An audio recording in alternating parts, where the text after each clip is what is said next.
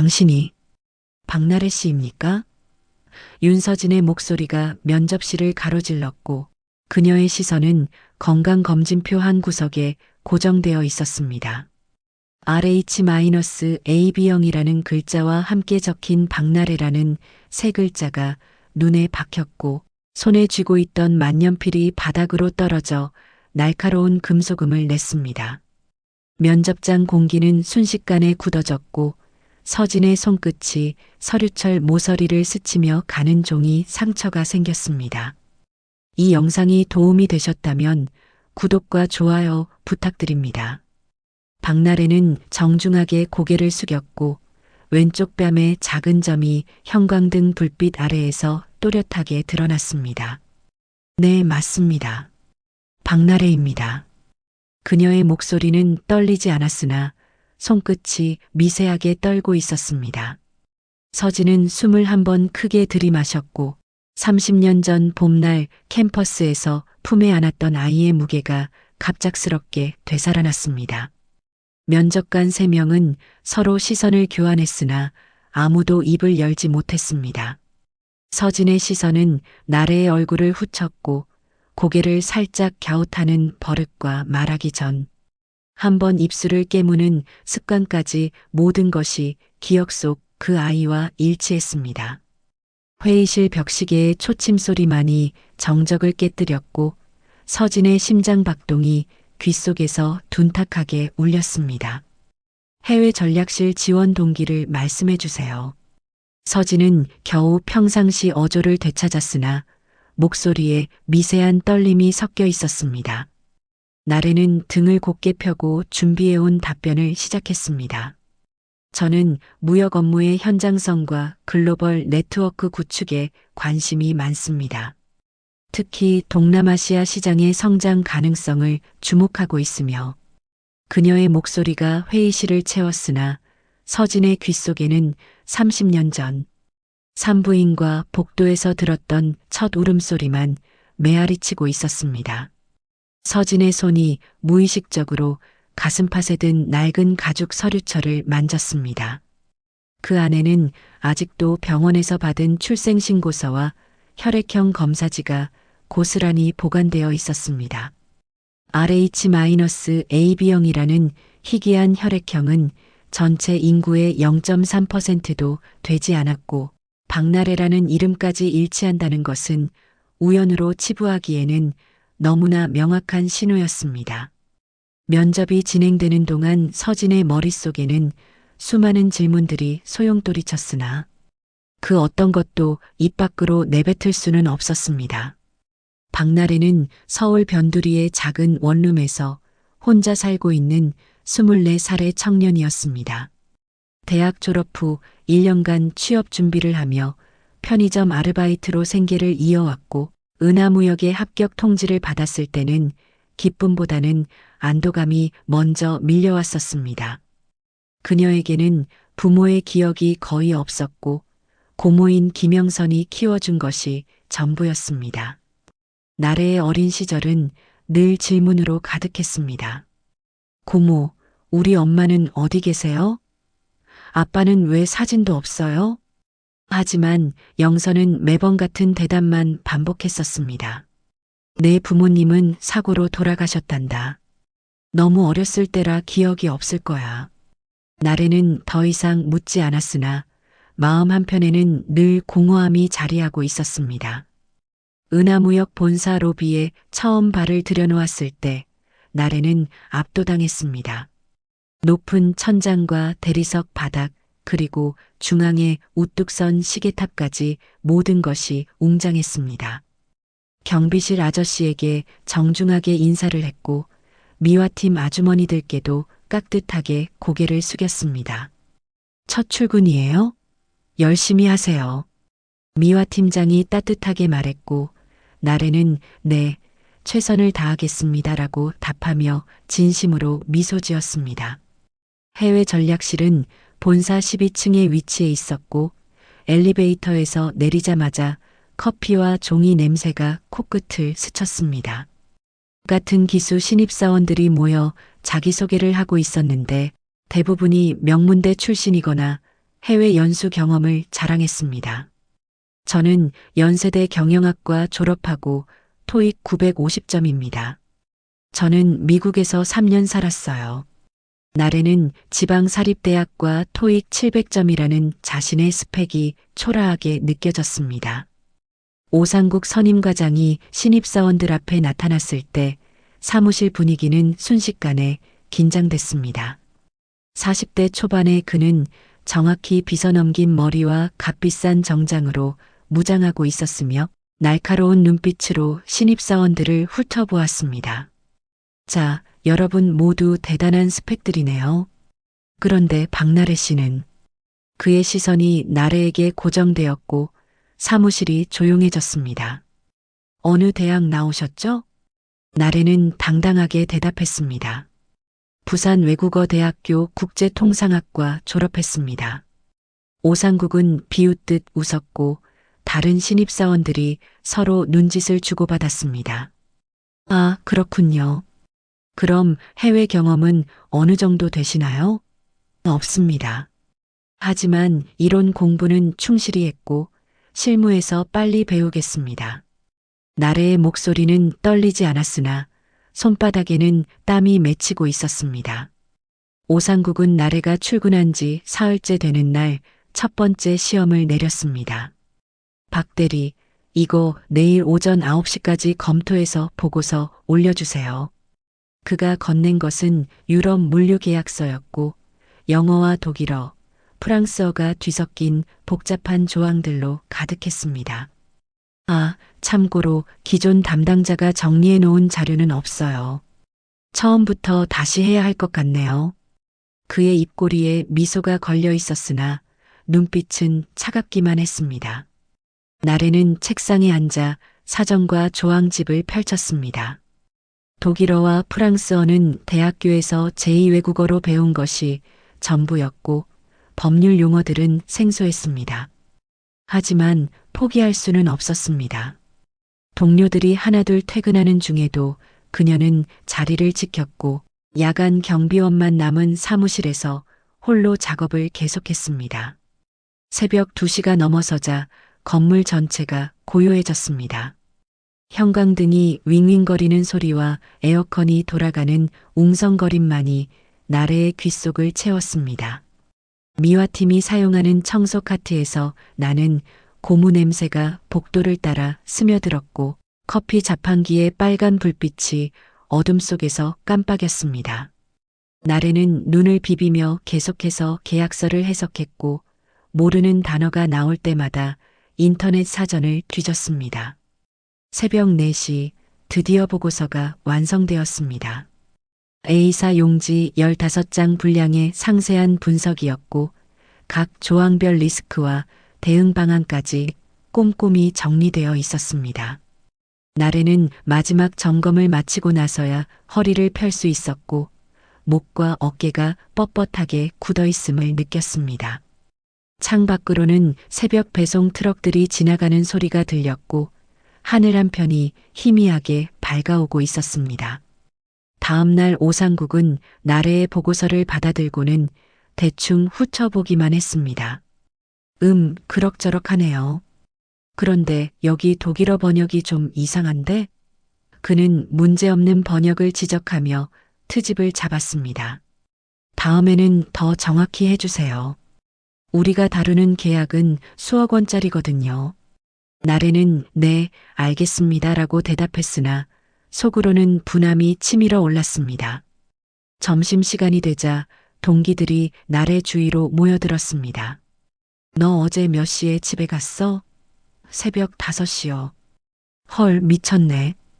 오 과장님이 왜 너한테만 그렇게 험하게 하지? 동기 중 하나인 이수연이 걱정스럽게 물었습니다. 나래는 괜찮아요. 신입이니까 당연한 것 같아요라고 대답했지만 목소리에는 피로감이 역력했습니다. 사실 그녀도 오상국의 의도를 모르지 않았으나 굴복할 생각은 없었습니다. 윤서진은 그날 밤 잠을 이루지 못했습니다. 회장실에서 내려다본 사무실 CCTV 모니터 화면이 계속 눈에 밟혔고 새벽까지 홀로 남아 일하는 나래의 모습이 마음을 무겁게 짓눌렀습니다. 그녀가 고개를 갸웃거리며 생각하는 습관, 어려운 부분에서 입술을 깨무는 버릇까지 모든 것이 30년 전 기억과 겹쳐졌습니다. 다음 날 아침 일찍 서진은 인사팀에 전화를 걸었습니다. 박나래 신입사원 인사기록을 제 사무실로 가져와 주세요. 인사팀장이 의아해하며 물었습니다. 회장님께서 직접 신입사원 기록을 요청하시다니 무슨 특별한 이유라도 그냥 궁금해서 그러니 빨리 가져와 주세요. 서진의 목소리에는 평소에 없던 조급함이 섞여 있었습니다.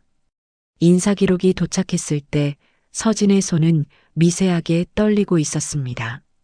박나래, 생년월일 2001년 5월 12일, 출생지 부산광역시, 혈액형 RH-AB형. 모든 정보가 서진의 기억과 일치했습니다. 보호자란에는 김영선 고모라고 적혀 있었고 부모란은 사망으로 처리되어 있었습니다.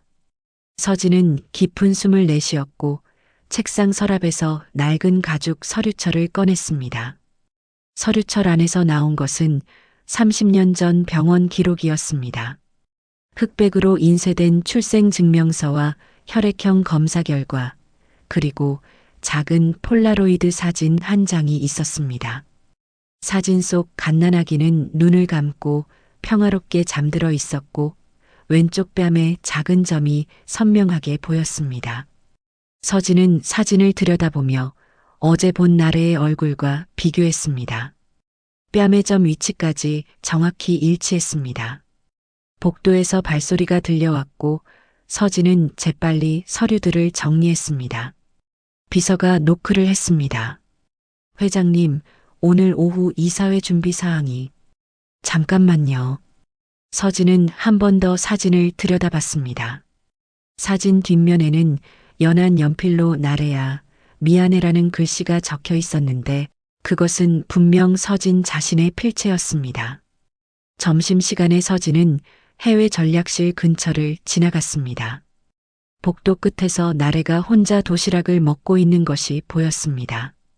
다른 신입사원들은 모두 함께 식당에 간 것 같았는데 나래만 홀로 남아 있었습니다. 서진은 다가가고 싶었으나 발걸음이 떨어지지 않았습니다. 대신 멀리서 나래를 지켜봤는데 그녀가 김치 한 조각을 집으며 작게 웃는 모습이 어린 시절 자신의 모습과 너무나 닮아 있었습니다. 저녁이 되자 서진은 김영선을 찾기로 결심했습니다. 나래의 인사기록에서 본 주소로 찾아갔는데 그곳은 강남에서 한참 떨어진 변두리 지역이었습니다. 오래된 연립주택들이 빽빽하게 들어선 골목길을 따라 걸으며 서진은 복잡한 심정을 감출 수 없었습니다. 30년 동안 궁금했던 진실과 마주할 순간이 다가오고 있었습니다. 김영선은 간호관리사로 일하며 나래를 홀로 키워낸 여성이었습니다. 52세의 그녀는 여전히 단정한 모습이었으나 세월의 무게가 어깨를 짓누르고 있음이 역력했습니다. 서진이 초인종을 눌렀을 때 영선은 누가 올지 이미 짐작하고 있었던 듯 놀라지 않았습니다. 들어오세요. 오실 줄 알고 있었습니다. 그녀의 목소리는 담담했으나 손이 미세하게 떨리고 있었습니다. 작은 거실에는 나래의 어린 시절 사진들이 벽에 걸려 있었습니다. 돌잔치 사진, 초등학교 입학식 사진, 중학교 졸업식 사진까지 성장 과정이 고스란히 남아 있었습니다. 서진은 사진들을 하나하나 바라보며 놓친 시간들의 무게를 느꼈습니다. 예쁘게 자랐네요. 서진의 목소리에 떨림이 섞였고 영선은 차를 우리며 천천히 입을 열었습니다. 나래 아버지인 최도윤 씨를 알고 계시죠? 영선의 첫마디에 서진의 심장이 크게 뛰었습니다. 네, 알고 있습니다. 도윤이는 제 조카였습니다. 나래가 태어났을 때 저한테 연락이 왔어요. 아이 엄마가 키울 수 없는 상황이라고 입양을 보내는 것보다는 가족이 키우는 게 낫겠다고 하더군요. 영선은 찻잔을 서진 앞에 놓으며 계속했습니다. 서진은 30년 전 그 봄날을 떠올렸습니다. 25살의 그녀는 대학 졸업을 앞두고 있었고 최도윤과의 사랑이 절정에 달해 있었습니다. 하지만 임신 소식을 들었을 때 모든 것이 달라졌습니다. 서진의 아버지는 재단 사업을 물려받을 딸이 결혼도 하지 않고 아이를 낳는다는 사실을 용납하지 않았고 도윤의 집안도 변변치 않은 형편이었습니다. 그때 정말 어려운 결정이었겠어요. 영선이 조심스럽게 말했습니다. 도윤이가 그러더군요. 서진 씨가 밤새 울면서 고민했다고. 아이를 키우고 싶어 했지만 현실적으로 불가능했다고. 서진은 고개를 숙였습니다. 변명의 여지가 없습니다. 제가 너무 어렸고 책임감이 부족했어요. 아니에요. 그때 상황을 저도 들어서 알고 있어요. 영선은 안방으로 들어가더니 낡은 상자 하나를 가져왔습니다. 나래가 21살 생일 때 주려고 준비해 둔 건데 아직 때가 아닌 것 같아서 미뤄뒀어요. 이제는 줄 때가 된 것 같네요. 상자를 열자 편지 봉투 하나와 흑백 폴라로이드 사진이 나왔습니다. 편지 봉투에는 나래에게라고 적혀 있었고 서진의 필체였습니다. 서진이 편지를 펼쳤을 때 눈물이 핑 돌았습니다. 나래야, 엄마는 너를 버린 게 아니야. 사랑하지 않아서 떠나보낸 게 아니야. 엄마가 너무 어려서 너를 제대로 키울 자신이 없어서 그랬던 거야. 언젠가 다시 만날 수 있기를 매일 기도하고 있어. 편지의 끝부분에는 건강하게 자라고 좋은 사람이 되어라. 엄마가 항상 지켜보고 있을게라고 적혀 있었습니다. 다음 날 나래는 평소보다 일찍 출근해서 어제 받은 새로운 업무를 정리하고 있었습니다. 오상국이 또다시 까다로운 과제를 내준 것이었는데 이번에는 동남아시아 세계국의 관세 체계를 비교 분석하라는 내용이었습니다. 나래는 각국 정부 웹사이트와 관세청 자료를 뒤지며 꼼꼼히 정보를 수집하고 있었습니다. 점심시간이 되어 나래가 복도를 걸어가는데 누군가 뒤에서 불렀습니다. 나래야. 돌아보니 고모 김영선이 서 있었습니다. 고모, 어떻게 여기까지? 할 얘기가 있어서 왔단다. 잠깐 나올 수 있니? 영선의 표정이 평소와 달라 보였고 나래는 무언가 중요한 일이 있음을 직감했습니다. 본사 근처 카페에서 영선은 가방에서 낡은 상자를 꺼냈습니다. 이걸 내가 받아야 할 때가 온 것 같구나. 상자를 열자 편지와 흑백 사진이 나왔고 나래의 눈이 커졌습니다. 이게 뭐예요? 내 부모님에 관한 거야. 정확히는 내 엄마가 남긴 것들이지. 영선의 목소리가 무거워졌습니다. 나래는 사진을 먼저 들여다봤습니다. 갓난아기가 평화롭게 잠들어 있는 모습이었고 뺨에 자신과 똑같은 점이 있었습니다. 이게 저예요? 그래, 너야. 태어난 지 일주일 됐을 때 찍은 거란다. 나래는 사진을 만지작거리며 복잡한 감정을 느꼈습니다. 태어나서 처음 보는 자신의 아기 사진이었습니다. 편지를 펼쳤을 때 나래의 눈에서 눈물이 흘러내렸습니다. 나래야, 엄마는 너를 버리지 않았습니다라는 첫 문장에서부터 가슴이 먹먹해졌습니다. 편지를 끝까지 읽은 후 나래는 한참 동안 말을 하지 못했습니다.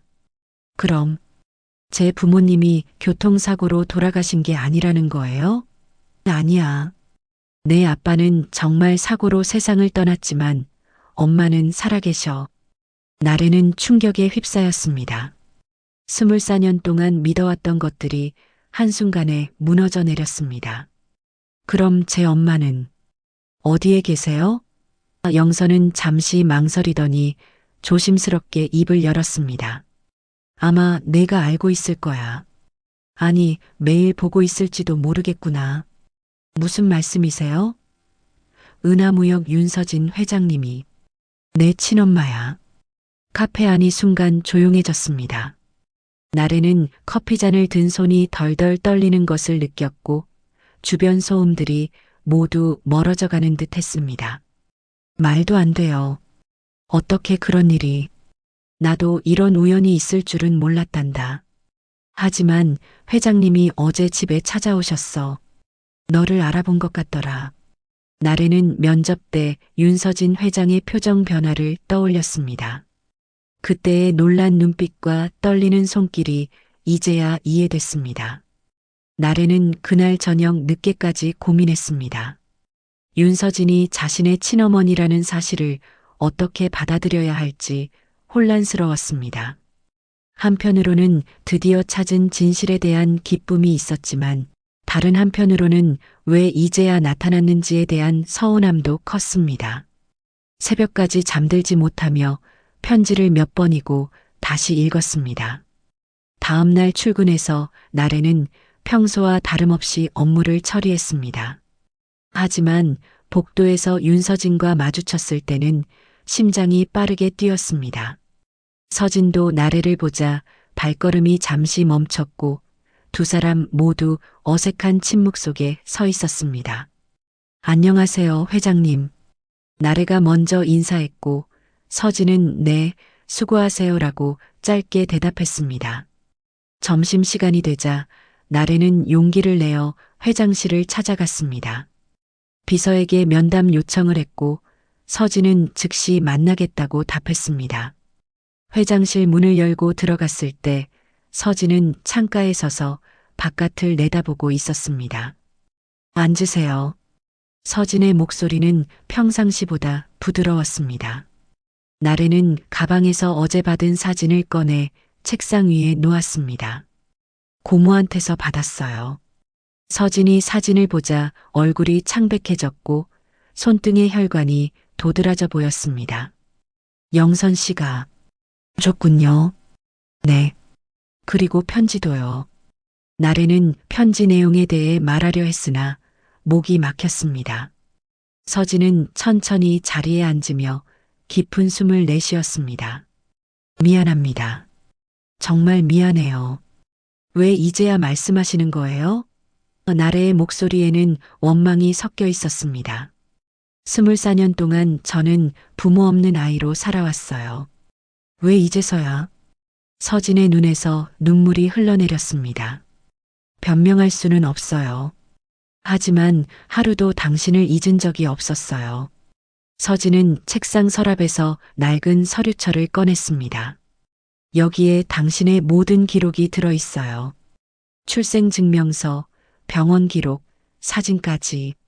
서류철을 펼치자 나래와 관련된 서류들이 정리되어 있었습니다. 매년 당신 생일에는 이 서류들을 꺼내서 봤어요. 그때 문이 열리며 김영선이 들어왔습니다. 실례합니다. 제가 전해드릴 말이 있어서요. 영선은 두 사람을 번갈아 보더니 조심스럽게 말을 이었습니다. 사실 회장님께서는 나래가 어렸을 때도 몇 번 멀리서나마 지켜봐 주셨어요. 입학식 때, 졸업식 때 저만 알고 있었습니다. 나래는 놀란 표정을 지었습니다. 회장실 공기는 서류와 가죽 냄새로 가득했지만 세 사람의 호흡소리만이 또렷하게 들렸습니다. 오랫동안 숨겨져 있던 진실들이 하나씩 수면 위로 떠오르고 있었고 나래와 서진은 서로를 바라보며 복잡한 감정을 정리하려 애썼습니다. 30년의 세월이 만든 간격을 어떻게 메워야 할지 두 사람 모두 확답을 갖지 못하고 있었습니다. 며칠 후 윤서진은 중대한 결정을 내렸습니다. 오후 2시에 예정된 전 직원 타운홀 미팅에서 나래와의 관계를 공개하기로 한 것입니다. 아침 일찍 나래를 불러 이 계획을 알렸을 때 나래는 당황했습니다. 굳이 그렇게까지 하실 필요가 있을까요? 내가 앞으로 이 회사에서 제대로 된 대우를 받으려면 필요해요. 더 이상 숨길 이유도 없고요. 대강당에는 전 직원 300여 명이 모였습니다. 무대 위에 선 윤서진은 평소와 달리 긴장한 기색이 역력했습니다. 마이크 앞에 서서 한번 크게 숨을 고른 후 입을 열었습니다. 오늘 여러분께 개인적인 이야기를 하나 하려고 합니다. 강당이 조용해졌고 모든 시선이 무대에 집중되었습니다.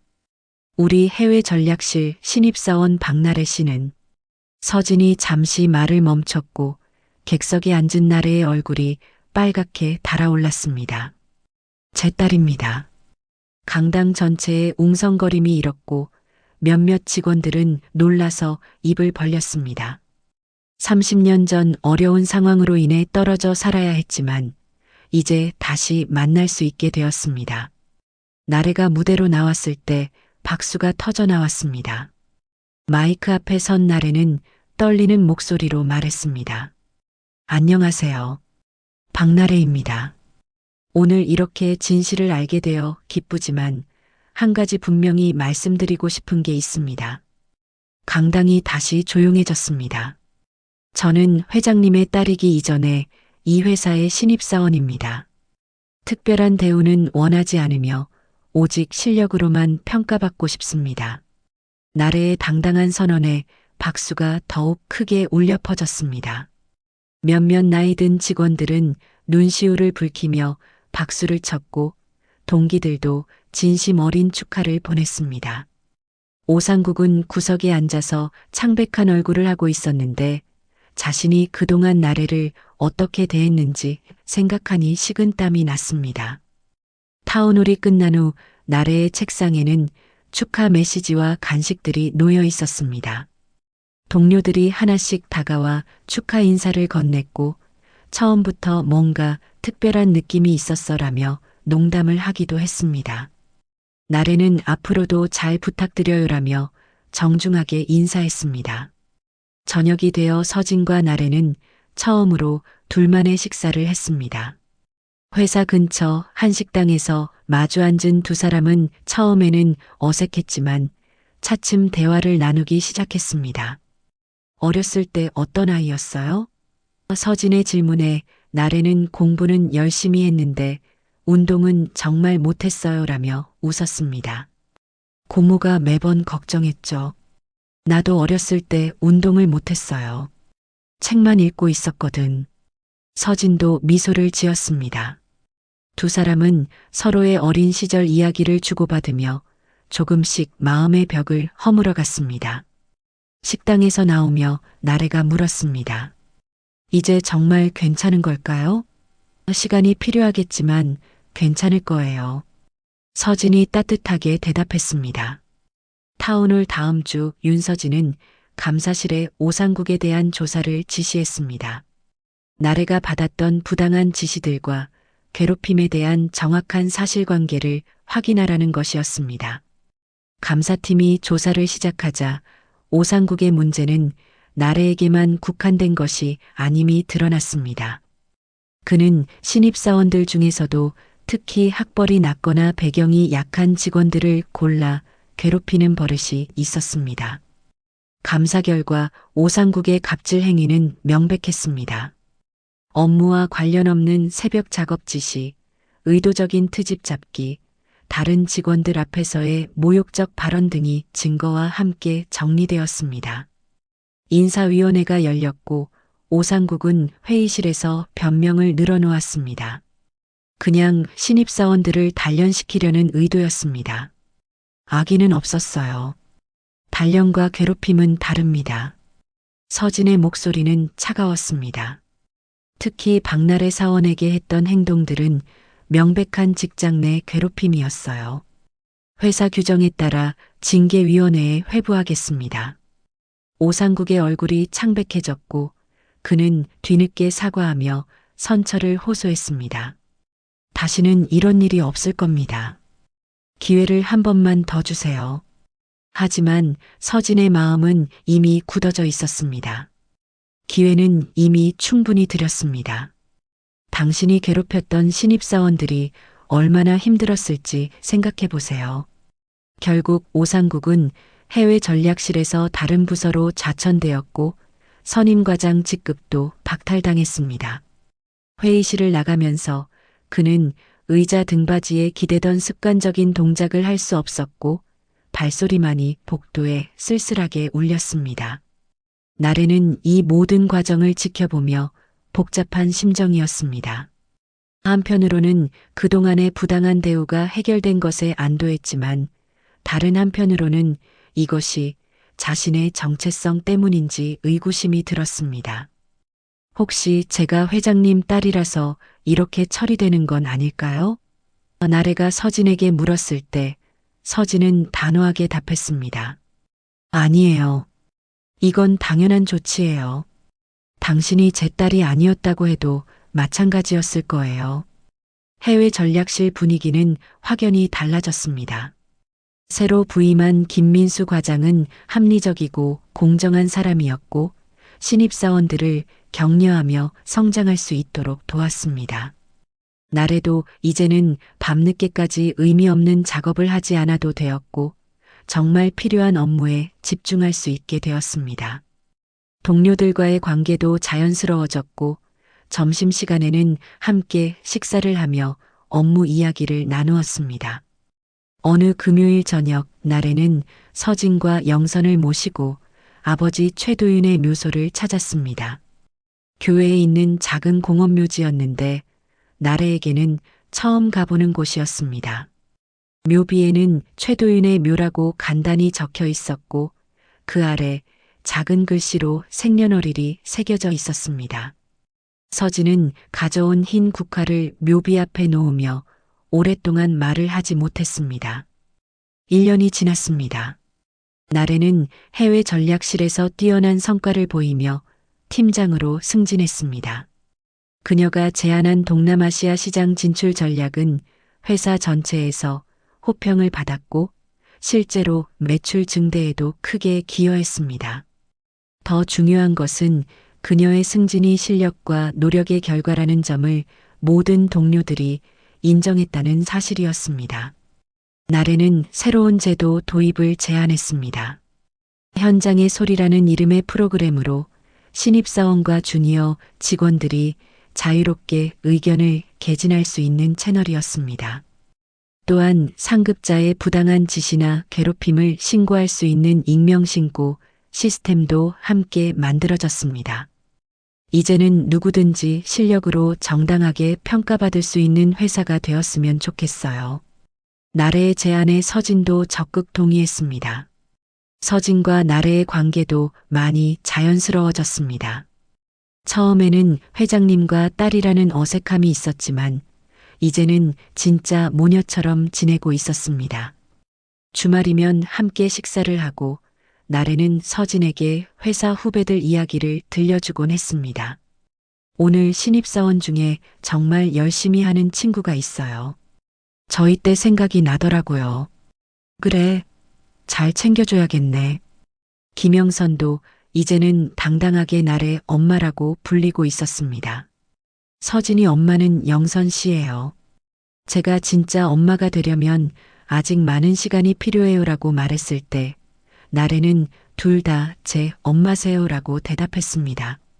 세 사람은 명절이면 함께 모여 식사를 하고 도윤의 기일에는 묘소를 찾아 성묘를 했습니다. 어느 늦은 오후 나래와 서진은 회장실 창가에 나란히 서서 바깥 풍경을 내다보고 있었습니다. 석양이 유리창에 부딪혀 두 사람의 그림자가 바닥에 길게 늘어져 있었습니다. 후회하지 않아요? 나래가 조심스럽게 물었습니다. 무엇을? 그때 절 보냈던 것 말이에요. 서진은 한참을 생각하더니 천천히 대답했습니다. 후회하지 않는다고 하면 거짓말이겠죠. 하지만 그 덕분에 당신이 영선 씨 손에서 바르게 자랄 수 있었어요. 제가 25살에 키웠다면 지금의 당신은 없었을지도 몰라요. 나래는 고개를 끄덕였습니다. 저도 고모 손에서 자란 걸 감사하게 생각해요. 그리고 이제 이렇게 만날 수 있게 된 것도요. 회사는 존중과 실력 중심의 문화로 완전히 바뀌었습니다. 신입사원들은 더 이상 불합리한 지시나 괴롭힘을 당하지 않았고 능력 있는 직원들이 정당한 대우를 받을 수 있게 되었습니다. 나래가 도입한 멘토링 프로그램은 다른 회사들까지 벤치마킹할 정도로 성공적이었고 은하무역은 일하기 좋은 회사로 선정되기도 했습니다. 저녁 노을이 사무실을 붉게 물들이고 있었습니다. 나래와 서진의 그림자는 여전히 창가 바닥에 나란히 길어져 있었고 두 사람은 말없이 서로의 존재를 확인하며 서 있었습니다. 30년의 공백은 완전히 메워지지 않았지만 이제 앞으로의 시간들이 그 빈자리를 천천히 채워나갈 것이었습니다. 늦었지만 다시 시작된 모녀의 인연은 이제 막 첫걸음을 떼고 있었습니다. 앞으로도 좋은 사연으로 찾아뵙겠습니다. 구독과 좋아요 잊지 마세요.